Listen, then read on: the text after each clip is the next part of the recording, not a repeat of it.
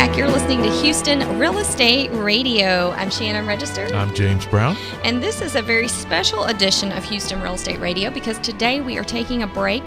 I have been taking a break from real estate and focusing on Veterans Day. I have a very special show for you today. We have our next guest is Jerry Reed. He's a former Marine and the president and executive director of Operation Military Embrace. So we are glad to have you joining us. Thank you very much. I appreciate the opportunity to reach out to all of those who support our veterans and who are going to have a memorable Memorial Day to remember those who have fallen for the rest of us and for our freedoms. And unfortunately, there's been a lot of them lately. Tell us about what you do. Well, we're a little Texas-based 501c3 military support charity. We're probably one of the most effective in the nation. We're very proud of that. But we reach out to and support the injured and their families, especially the most seriously injured and those who are recovering from war wounds. And you'll find the most debilitating war wounds at Brooke Army Medical Center, where we have the world's premier burn center. So that's where they send the kids who are amputees. That's in San Antonio? Yes, sir. That's in San Antonio. The amputees who are also burned go to Brooke for recovery. And so we've seen the most horrendous, disfigured young men and women you can imagine as a result of their participation in the combat theater, representing us and our nation. And there's a lot to overcome with that because it's not only about the physical wounds. There's a lot of emotional wounds going on with that and trauma that's happened that all has to be dealt with as well. That's absolutely correct. In fact, the emotional wounds you can't see, but they're there. And I'm a combat vet, so I understand what it takes to recover from a combat theater where you've been under tremendous fire.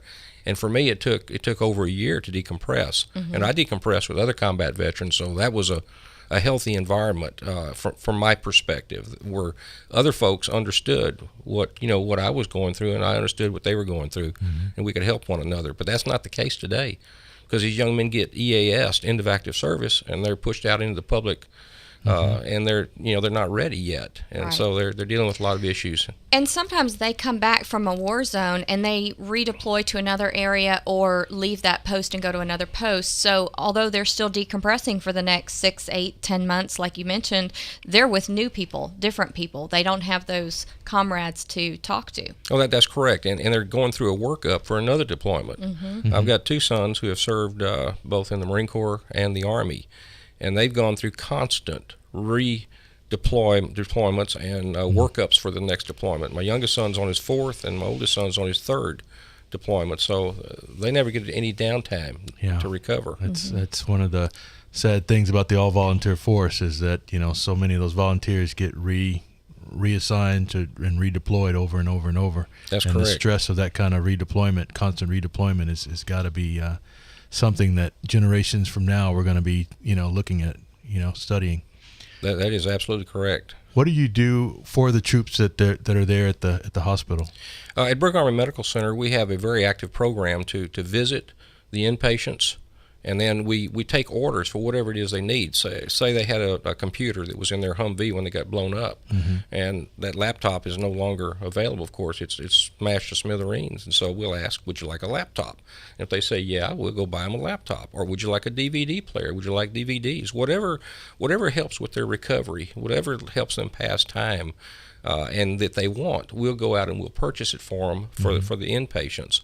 And in the evening, we'll hold a dinner for outpatients and families. And so we invite the whole family, because recovery is not just for the husband and the wife. It's for the whole family, the kids too.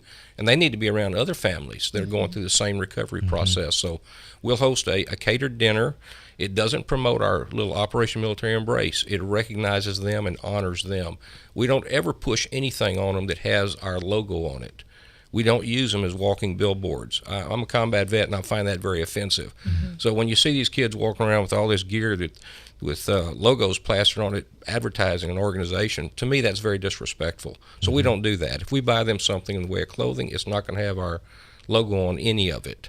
I gave you folks a couple of hats. It's got our logo on it, but we don't give that to our wounded or their families. That's only for our folks that support us. And if people do want to support your organization, it is a nonprofit organization and made up of all volunteers. And if they want to support it with either in-kind donations or with money, how can they do that? They can go to our website at www.operationmilitaryembrace.com, and they can see how they can donate either with a credit card or if they can send us a check. And if they want to run a drive and download our request list off of the website, they can do that for us, and we'll go and pick up the items, because a lot of folks would prefer giving a type of in-kind gift as opposed to cash, and we're good with that because that supplements our Brooke Army Medical Center Christmas free PX, which is the only one like it in the nation, whereby last year we served over 1,000 injured and family members. We served them breakfast, we had a drawing, we had the free PX, and we provided in excess of $200,000. In fact, it was $212,000 in all new goods for the families. And a lot of that comes from our little activity in Hempstead that is associated with the Watermelon Run, and a little operation called Hempstead Helping Heroes. They come to bear and they bring these in-kind items and cash to support our activities. So we're joined at the hip with the Watermelon Run for the Fallen out of Hempstead, and they're one of our big supporters, and we just couldn't accomplish all the things that we do without those good folks in Hempstead. And I think anybody that is contemplating donating to you or to another organization should know, and we've talked about it, how that your organization is a very streamlined organization. The money's going to go directly to the soldier or the wounded warrior. For example, you don't take a salary, do you? That's correct. I'm authorized to take an income from the charity, but I've never taken any compensation, and don't plan to unless someday we get extremely wealthy as a charity, and I don't see that happening because we are a Christ-centered organization, and we try to do things that Christ would have us do in terms of reaching out to the sick and the ill and the wounded. So I don't ever anticipate having enough funds to ever compensate me or anybody else. So we'll continue to be an all-volunteer organization. So the money that does come in was going to go straight to the that's troops. Right. We do go through the process of having an independent audit each year. Good. We find that our donors like to know that that's the process. It's taking place, that an independent accountant, CPA, is reviewing our books to make sure we're complying with generally accepted accounting principles, and that we're not doing anything that reeks of conflict of interest or things like that. So our audits are on our website, as are our annual tax returns. And the 2012 tax return is hung on the website now, and the 2012 audit will be on there by the end of June. So we try to keep everything just very transparent. There's nothing that we do that we're ashamed of that we can't share with the public.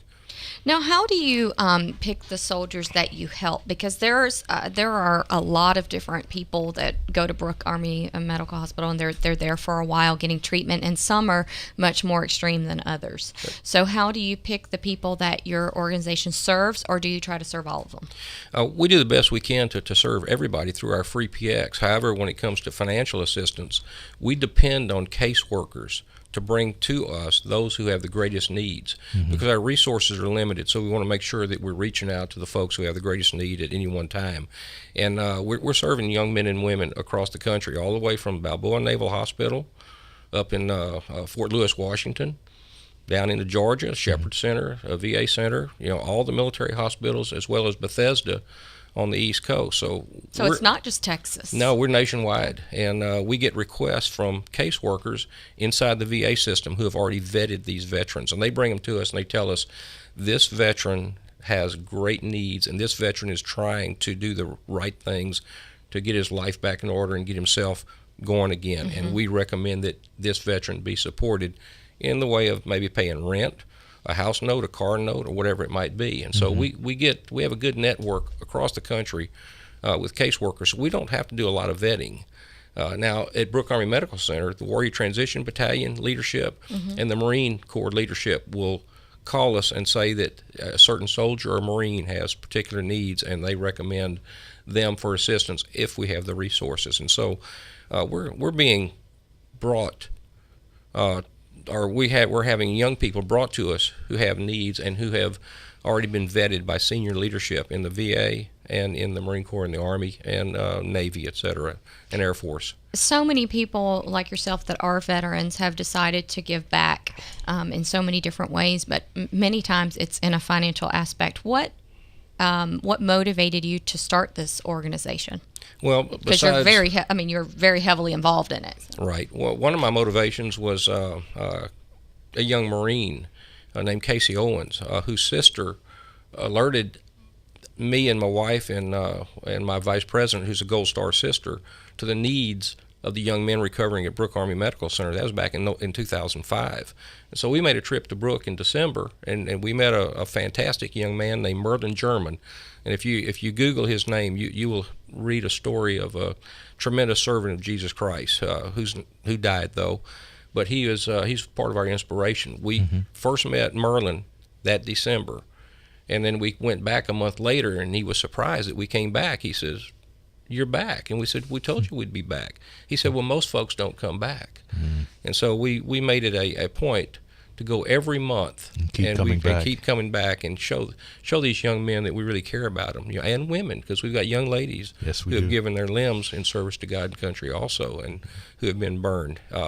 Additionally, as a result of the Vietnam War and the way we were treated, I am committed to making sure that these young men and women are not treated with the disrespect that we were treated with when we came back after serving honorably, and also that's another part of the motivation that I have, to make sure that they're taken care of as we weren't. Now, you mentioned earlier the free PX. Tell us more about that. Oh, the free PX is just fabulous. We combine that with a drawing where we draw for electronics and all kinds of new good items that families enjoy and want. But the PX features all new clothing, all new electronics, all new household goods, and one of the household goods in greatest need is detergent. Detergent's expensive. And so we put together a lot of effort to make sure that when we set up our PX that we have maybe 300, 400, or 400 gallons of liquid detergent available, because that's the first thing that these guys grab. They go by and they grab a bottle of detergent. And we found that to be one of our greatest needs. But everything that you need in a house, everything that a child needs, diapers. Oh my goodness, diapers are expensive, and all these young people have young babies. And so, man, we have a big diaper section where we set up maybe $6,000 or $7,000 in diapers. All free to the vets. All free, and they come in, and boy, those diapers go fast. So anything that a young family might need is what we'll have there, and it's the equivalent. Last year was the equivalent of an 18-wheeler that we took to Brooke Army Medical Center for distribution to the injured and their families. And as I mentioned earlier, the most severely injured go first. Those in wheelchairs with multiple amputations, they get preference. And then we, follow up with those who are not quite as severely injured. And then, of course, we bring the families through too, the wives and the children and all. They just shop and have a grand time, and we just serve them. Jerry, what's the website if somebody wants to donate? www.operationmilitaryembrace.com, and we enjoy all donations because we put those funds to work immediately. We definitely appreciate you coming on the show. Hopefully you can come back and give us an update and let us know how we can help in the months and years to come. Thank you very much. I appreciate it, and I'll be happy to come back anytime. Thank you again.